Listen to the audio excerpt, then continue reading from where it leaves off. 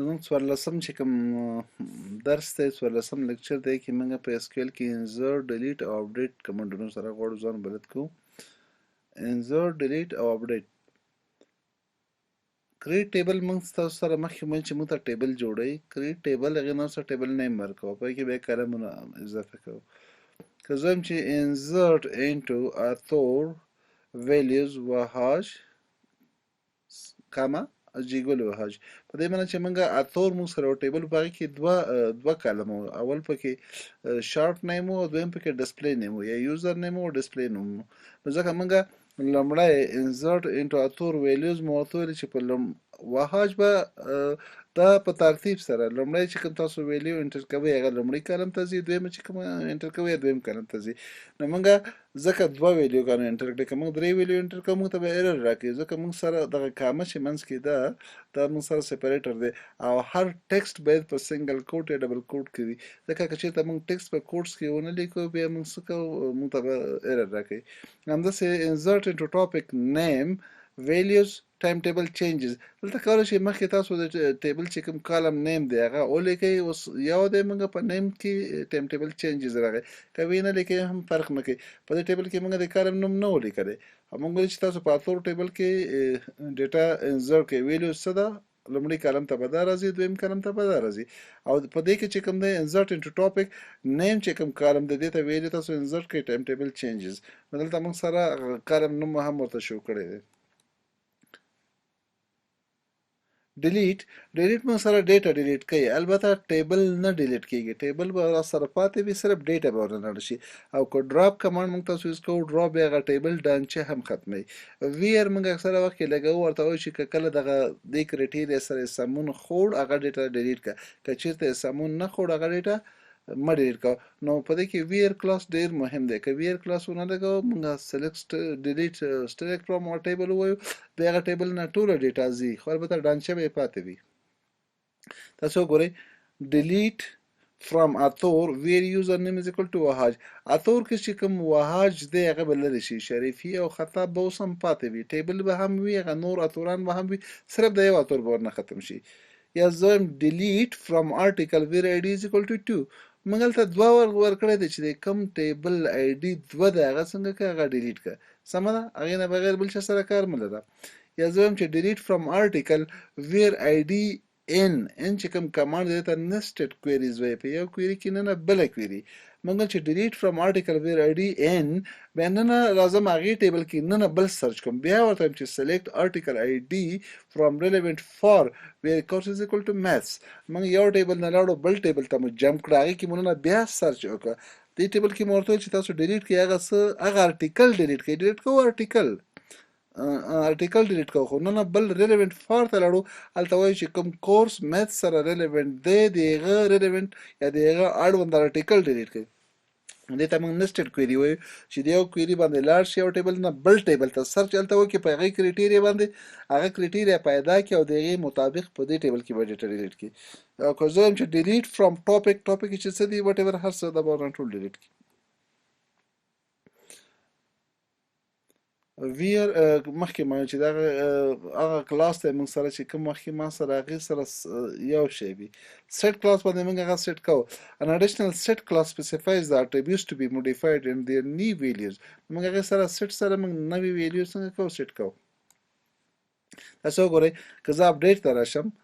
اپډیټ آرټیکل راته اپډیټ که شته، خو دا آرټیکل مې مخکې نه انزرټ کړی، صرف اپډیټ کوم یې څنګه یې اپډیټ کوم، سیټ اتور وهاج publish status is equal to 1 where id is equal to 5. فرض وکړه ما سره مخکې یو آرټیکل و هغه publish status 0، نو په دې معنی چې دا پبلش شوی نو، کوم آرټیکل کېدای چې دې که زیات آرټیکل وي، هغه آرټیکل چې د چې آی ډي 5 ده د هغه پبلش سټیټس اوس 1 که، دا معنی چې دا راته پبلیک که، مخکې سیسټم ته مو اډ کړی و خو پبلیک شوی نو، اوس چې کله 1 شو په دې معنی چې دا راته پبلیک.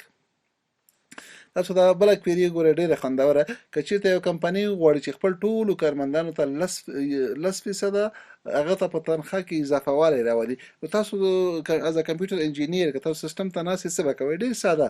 اپډیټ امپلایي ټول امپلایي اپډیټ که سیټ که څه سیټ که سیلری دا سیلری څه جوړه کا سیلری ضرب 1.1 سیلری سره یو ضرب یو کا ویر ډپارټمنټ نمبر از اکول ټو ویر ډپارټمنټ نمبر n بیا لاړ شه ډپارټمنټ ته سلیکټ ډي نمبر فرام ډپارټمنټ ویر ډي نیم از اکول ټو ریسرچ صرف هغه کسانو ته موږ 10% اضافه ورکوو څوک چې په ریسرچ بخش کې کار کوي چې په اډمنسټریشن کې کار کوي هغه ته موږ 10% ریز تنخواه کې نه ورکوو چې په بل بخش کې فاینانس کې کار کوي هغه ته 10% ریز نه ورکوو صرف هغه چې ته 10% موږ تنخواه اضافه کړو چې هغه په ریسرچ کې کار کوي نو دا کویری به موږ راوخلو دا به عملي هم وګورو دا کویری ډېره خوندوره ده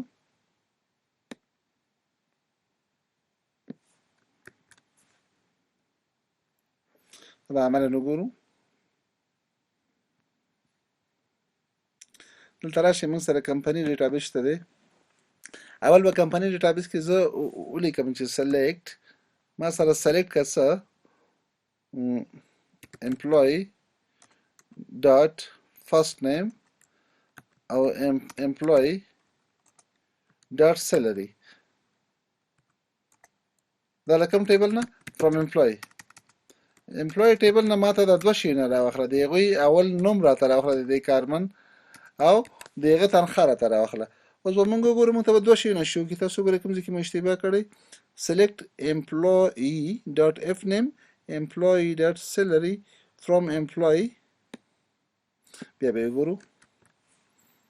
اول راځو کمپني ډیټابیس ته موږ سره په کمپني ډیټابیس کې امپلوي شته ده ډېر ښه وګورئ ایرر په کوم ځای کې دی select employee dot f name employee dot salary from employee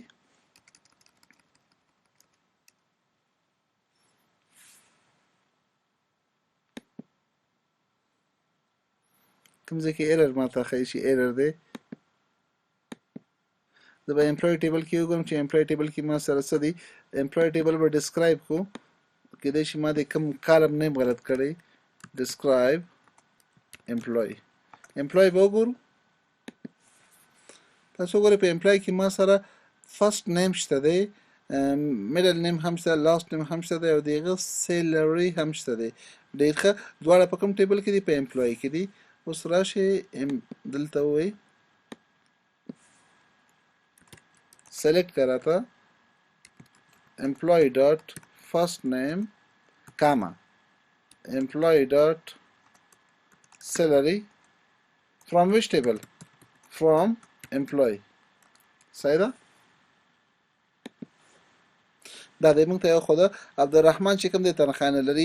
جان چې کوم دی 10,000 دی فرانکلین 40,000 دی صحیح ده خو موږ هغه ډپارټمنټ اوسه پورې نه دی مشخص کړی که دوی ډپارټمنټ هم موږ وګورو دلته به موږ ورته وایو چې سلیکټ ډایرکټ فرام امپلوي هر څه راواخله ځکه موږ صرف هغه خلکو ته تنخواه اضافه کول غواړو چې چا ډپارټمنټ چې دی ډپارټمنټ د چا ریسرچ دی نو اوس به موږ راشو هلته په کویري ته خپله کویري چې موږ کومه راکاپي کړې وه هغه به پیسټ کړو یو دقیقه چې زه خپله کویري راواخلم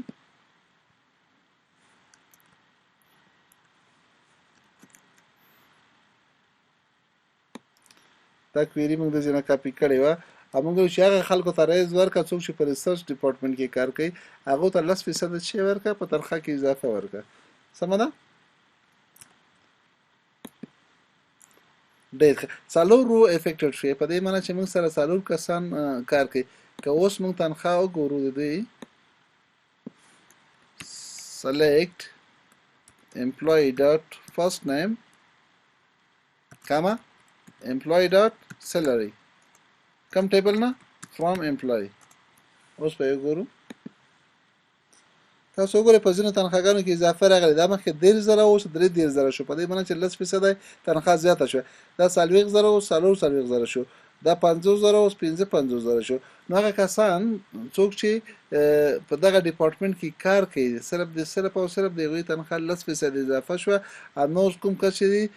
علي چې مخکې 15,000 تنخواه اوس هم احمد مخکې 15,000 تنخواه اوس هم